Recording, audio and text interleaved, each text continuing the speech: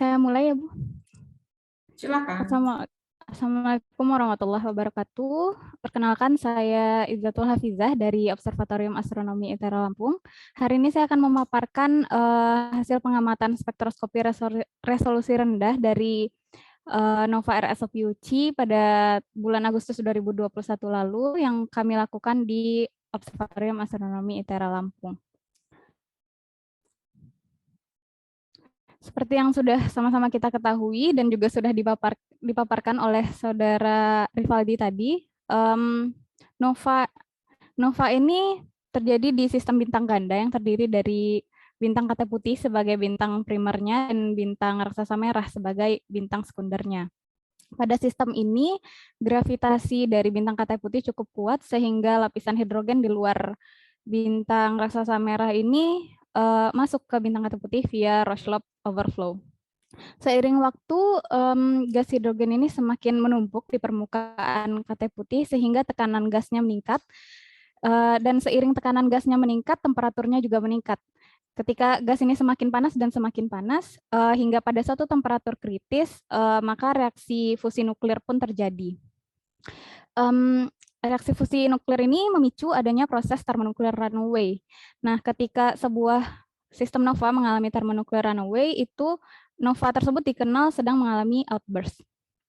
Pada proses termonuklir runaway ini, reaksi fusi yang sangat banyak itu menghasilkan energi lepas yang cukup besar untuk melontarkan seluruh lapisan di permukaan bintang kaca putih tersebut, sehingga dari pengamat di bumi itu nova ini terlihat mengalami peningkatan kecerlangan yang signifikan secara mendadak. Dan kemudian akan meredup secara perlahan seiring dengan lapisan ini mengembang dan kerapatannya menurun. Namun pada recurrent nova, setelah outburst terjadi, bintang kaca putih akan kembali mengakresi massa dari bintang raksasa merahnya dan kemudian akan mengalami outburst secara periodik dalam skala waktu tertentu. Pada tanggal 8 Agustus 2021, Bapak Keith Gary ini melaporkan nova RSOPUC mengalami peningkatan kecerlangan dari yang sebelumnya 11 magnitudo menjadi 4,8 magnitudo. Outburst ini langsung ditindaklanjuti dengan beberapa pengamatan dari berbagai panjang gelombang. Dari panjang gelombang visual, 2 hari setelah outburst, Bapak Mikolajewska dan rekan-rekannya mengamati nova ini dengan pengamatan spektroskopi resolusi tinggi dan memperoleh laju lontaran sebesar 4.200 km per second dan 4.700 km per second dari profil Pesigne garis H alpha dan garis H beta. Selain itu, Fajrin dan rekan-rekannya juga mengamati nova ini di Observatorium Bosca, melakukan pengamatan spektroskopi resolusi menengah dan menemukan adanya keberadaan multiple shell dengan kecepatan sekitar 2.800 km per second dari profil Pesigne garis H alpha-nya. Selain itu, di panjang gelombang lainnya, nova ini juga diamati di panjang gelombang radio, sinar X, sinar gamma dalam skala gigaelektron volt, dan pada skala teraelektron volt. Selain hasil penelitian yang saya tuliskan di sini, ada banyak penelitian lainnya juga yang menindaklanjuti objek ini. Untuk mendapatkan informasi yang lebih lengkap, OAIL bekerja sama dengan Observatorium Bosca untuk meneliti nova ini, di mana Observatorium Bosca mengamatinya dengan spektroskopi resolusi menengah, sedangkan OAIL melakukan pengamatan spektroskopi resolusi rendah dengan tujuan pengamatan sebagai berikut. Yang pertama, mengidentifikasi garis emisi pada spektrum resolusi rendah, kemudian mengetahui fase evolusi outburst yang dialami nova RSOPUC, dan menyajikan time-lapse image dari nova RSOPUC. Sebelum masuk ke hasil pengamatan kali ini, saya akan paparkan secara singkat dasar teori yang digunakan. Williams tahun 1992 telah mengelompokkan nova berdasarkan fitur-fitur yang ditemukan di spektrumnya. Garis-garis Balmer hampir selalu menjadi fitur emisi yang paling dominan di spektrum nova setelah outburst, sehingga nova ini diklasifikasikan berdasarkan garis emisi kuat selain garis Balmer di rentang 3.500 sampai 7.500 angstrom.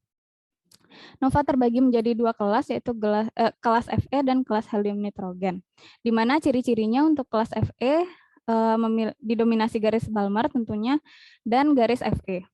Kemudian evolusi spektrumnya dalam skala beberapa minggu dan kecepatan terminalnya lebih kecil dari 3.500 km per second. Sedangkan untuk kelas helium nitrogen itu sama didominasi garis Röntgen-Balmer, namun juga ada garis helium dan garis nitrogennya. Kemudian evolusi spektrumnya lebih cepat daripada kelas Fe, yaitu beberapa hari saja, dan kecepatan terminalnya di rentang 2.500 sampai 5.000 km per second.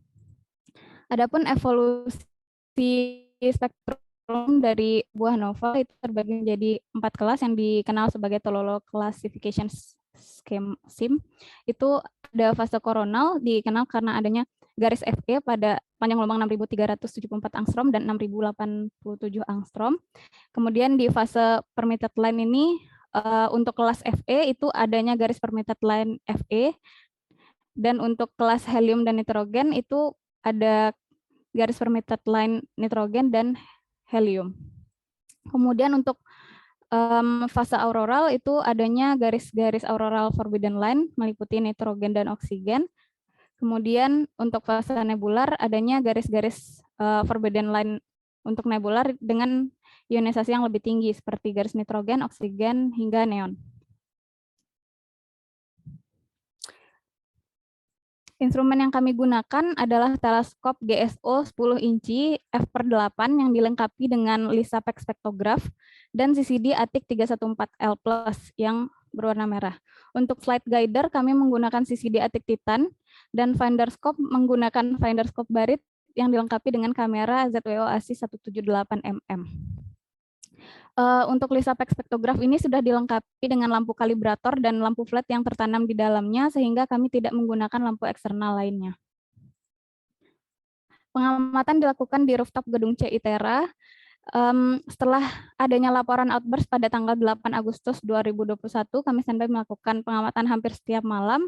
Namun karena cuaca di Lampung Selatan kurang mendukung, kami hanya mendapatkan data satu malam yang cukup baik, yaitu pada tanggal 16 Agustus 2021 dengan exposure time 3.600 detik. Berikut ini finding chart yang kami gunakan untuk mempermudah pengamatan. Data yang kami peroleh diolah sebagai berikut menggunakan IRAF, spektrogram direduksi menggunakan dark base dan flat, kemudian diubah menjadi spektrum 2 dimensi dan dikalibrasi panjang gelombangnya menggunakan atlas ini sehingga dihasilkan spektrum yang sudah terkalibrasi panjang gelombangnya. Dari spektrum ini diketahui bahwa spektrum nova didominasi oleh garis-garis Balmer dan kemudian ditemukan juga garis Fe terionisasi 1 kali dan garis natrium 5.892 angstrom yang mirip dengan ciri-ciri nova kelas Fe. Hasil pengamatan ini selaras dengan yang dilakukan di Senmei Teleskop Okayama pada tanggal 9 Agustus 2021 yang juga mendapatkan garis emisi yang sama. Kemudian karena belum adanya garis forbidden line yang ditemukan, sehingga diperkirakan nova ini baru akan memasuki fase nebular. Akan tetapi untuk mengkonfirmasi hal ini tentu diperlukan spektrum di hari-hari setelahnya. Selain itu, kami juga menghasilkan timelapse dari nova ini. Terlihat bahwa nova ini meredup dalam skala mingguan, di mana tanggalnya bisa dilihat di kanan bawah sini. Ciri-ciri ini juga merujuk ke nova klasifikasi nova Fe. Adapun kesimpulan yang bisa kami peroleh adalah spektrum nova RS-OP-UC didominasi oleh garis Balmer, kemudian menunjukkan ciri-ciri kelas nova Fe2, dan RS-OP-UC diindikasikan akan memasuki fase nebular, dan yang terakhir untuk mengkonfirmasi hasil timelapse image yang terakhir tadi, sangat dianjurkan untuk memperoleh kurva cahaya dari RS-OP-UC. Mungkin sekian yang bisa saya paparkan. Terima kasih. Baik. Terima kasih, waktunya pas sekali. Saya akan membuka sesi tanya-jawab untuk presentasi Saudari Izatul Hafizah. Silakan, jika ada yang ingin mengajukan pertanyaan, bisa menggunakan fitur raise hand.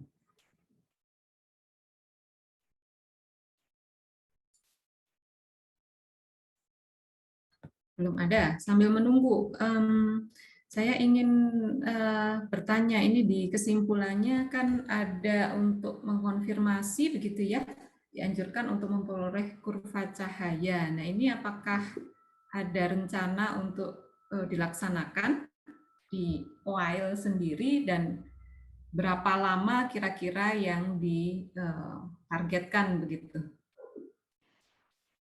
Kalau untuk mengonfirmasi pengamatan yang kami dapatkan di timelapse sebelumnya, sepertinya tidak akan kami amati secara langsung, Bu, karena itu sudah terjadi di bulan Agustus lalu dan kami tidak mengambil data pengamatan fotometrinya.